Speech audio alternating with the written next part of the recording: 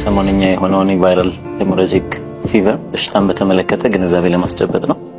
ቫይራል ሄሞራጂክ ፊቨር ስንገላጭ እንደሆነው ትኩሳት መገለጫው የሆነ በቫይረሶች አማካኝነት የሚመጣ የበሽታ አይነት ነው። የዘረመል ስሪታቸው አርኤንኤ የሆኑ የተለያዩ የቫይረስ አይነቶች የሚያመጡት አይነት ኢንፌክሽን ነው። የመተላለፊያ መንገዱም በተለያየ በንክኪ ምክንያት ከሰው ወደ ሰው ወይ ደግሞ ከእንስሳ ወደ ሰው የሚተላለፍ አይነት በሽታ ነው። የእንስሳቶች ፍሳሽ ከሽንት ሊሆን ይችላል ወይ የሰገራ ወይ ደግሞ ምራቅም እንዲሁም ከሰው ወደ ሰው ያለምንም አይነት ፕሮቴክሽን መነካካት ሲኖር ታካሚው ወደ ሌላው ሰው የሚተላለፍበት ሁኔታዎች ይኖራሉ። በሽታው በምን ምክንያቶች መገለጫ ሊኖሩት ይችላሉ?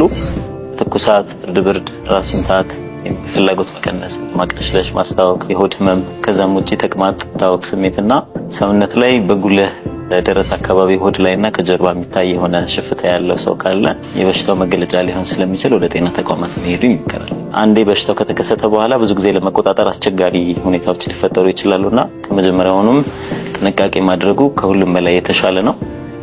ጥንቃቄዎች ሲባል እንደዚህ ቅድም የነገርናቸው ምልክቶች ያላቸው ጊዜ ወደ ጤና ተቋማት በመሄድ የቫይረሱን ምርመራ ማድረግ ወይ ደግሞ ሐኪሙ በሚሰጠው አቅጣጫ መሰረት ሕክምና ማግኘት ይገባል።